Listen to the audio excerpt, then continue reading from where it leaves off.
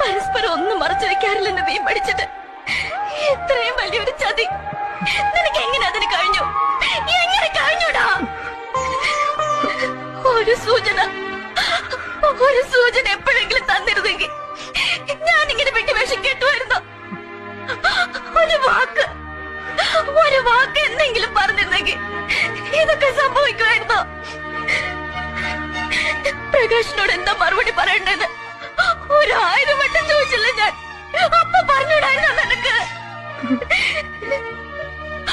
പക്ഷെ ഡാഡിയെ കാണാൻ പോകാഞ്ഞതിന് അന്ന് എന്ത് മാത്രം ഞാൻ നിന്നെ ശകാരിച്ചു.